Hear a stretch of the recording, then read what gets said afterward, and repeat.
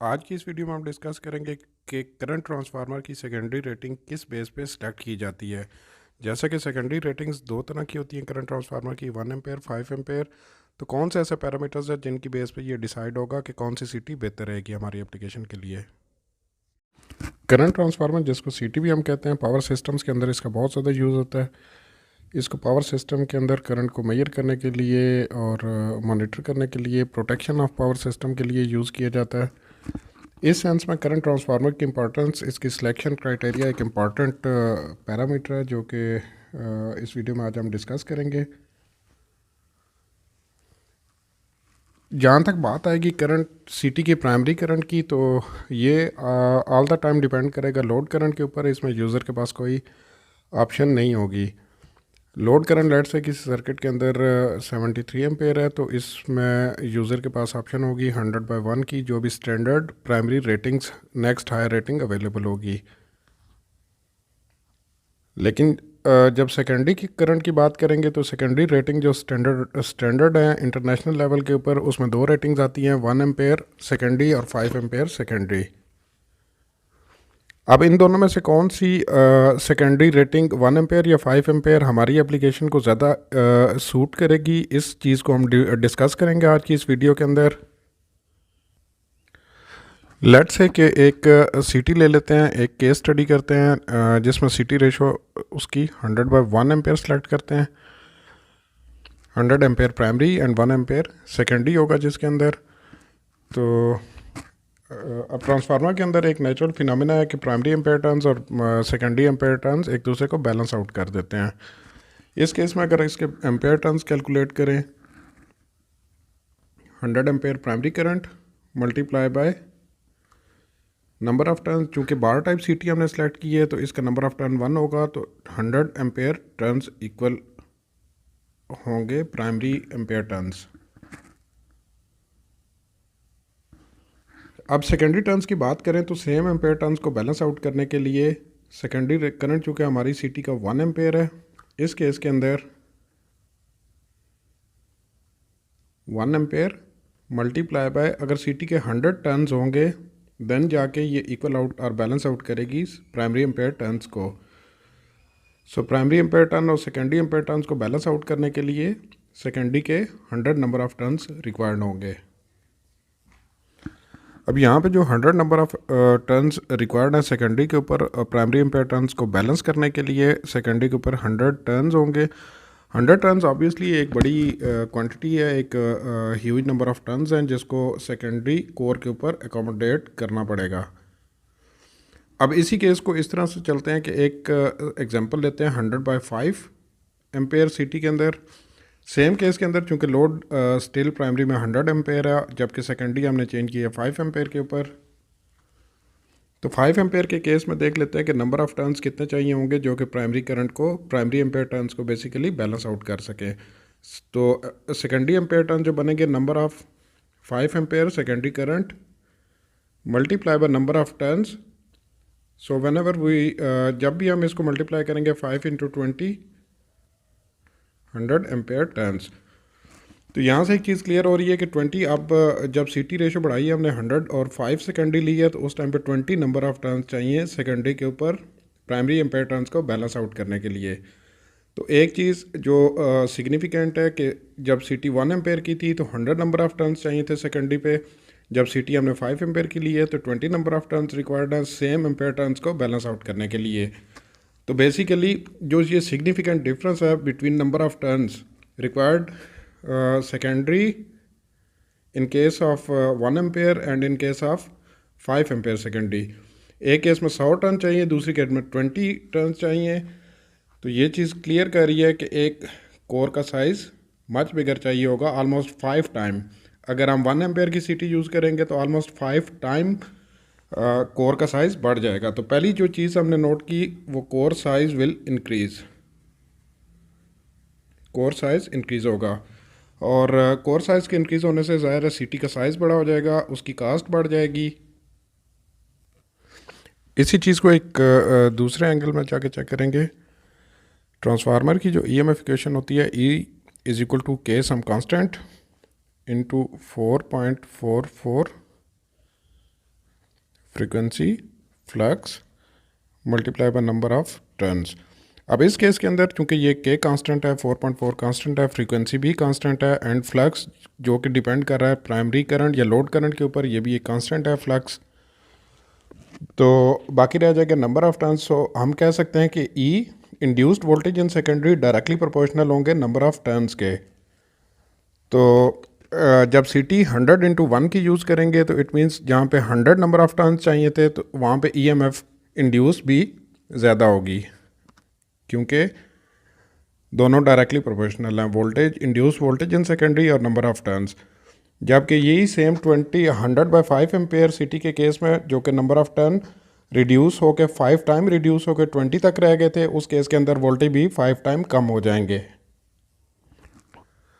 इससे जो दूसरी चीज़ हमने देखी वो देखा कि 1 एम्पेयर सिटी यूज़ करने के केस में जो ईएमएफ इंड्यूस होगी वो इंक्रीज़ हो जाएगी। जब ईएमएफ इंड्यूस इंक्रीज़ होगी तो ऑब्वियसली वोल्टेज को इंसुलेट करने के लिए हायर इंसुलेशन लेवल चाहिए होगा, हायर स्पेस रिक्वायर्ड होगी इंसुलेशन को अकोमोडेट करने के लिए।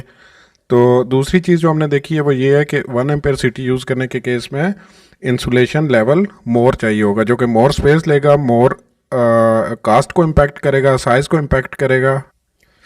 1 एम्पेयर सिटी यूज़ करते हुए हमने 2 केस स्टडी की हैं, जिसके अंदर एक के अंदर हमने देखा कि नंबर ऑफ टर्न्स इंक्रीज़ हो रहे हैं, दूसरे केस के अंदर वोल्टेज इंक्रीज़ हो रही है। ये दोनों चीज़ें साइज़ और कास्ट को इम्पैक्ट कर रही हैं।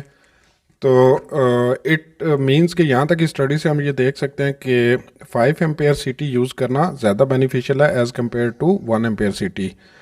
ये सिर्फ अब तक की डिस्कशन का मैं कंक्लूड कर रहा हूँ इस चीज़ को। तो यहाँ पे फिर एक क्वेश्चन पैदा होता है कि अगर 5 एम्पेयर सिटी मोर बेनिफिशियल है तो फिर स्टैंडर्ड्स जो हैं वो 1 एम्पेयर सिटी को रिकग्नाइज क्यों करते हैं, 1 एम्पेयर सिटी फिर यूज़ ही क्यों की जाती है पावर सिस्टम के अंदर। इस चीज़ को कंक्लूड करने के लिए, एनालाइज करने के लिए हम एक और केस स्टडी करेंगे। अच्छा, दूसरे केस को स्टडी करने के लिए हम अज्यूम करते हैं कि हमारी सिटी अपने रिले पैनल से कहीं दूर एक लोकेटेड है, इन दोनों के बिटवीन काफ़ी डिस्टेंस इन्वॉल्व है। तो लेट्स से ये सिटी प्लेस है like in switch yard of a grid station के अंदर सिटी लोकेटेड है, जबकि रिले पैनल एक बिल्डिंग के अंदर है, जो कि हम इमेजिन करते हैं, अज्यूम करते हैं दोनों के दरमियान डिस्टेंस सिटी और रिले पैनल के अंदर डिस्टेंस 100 मीटर का है। और लेट्स से कि 2.5 mm² की इंटरकनेक्टिंग केबल हम यूज़ करते हैं इसके लिए। ये है सिटी हमारी। अब इस केस के अंदर लेट्स से कि पहले हम स्टडी करेंगे 5 एम्पेयर सिटी का केस, क्योंकि पिछली स्टडी, अब तक की स्टडी के मुताबिक 5 एम्पेयर सिटी ज़्यादा बेनिफिशियल नज़र आ रही थी।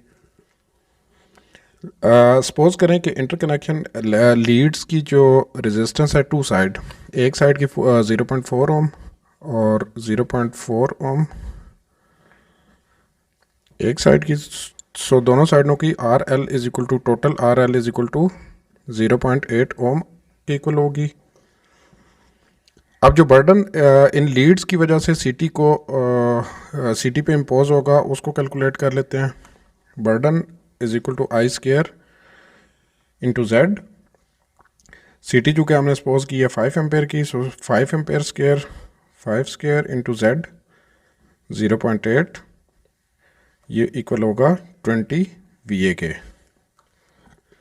रिले का बर्डन हम अज्यूम करते हैं कि 3 to 4 to 5 VA लेट से अज्यूम करते हैं, क्योंकि न्यूमेरिकल रिलेज जो कि लेटेस्ट जनरेशन है उनका ऑलमोस्ट इसी के इक्वल होगा, इसी के क्लोज होगा।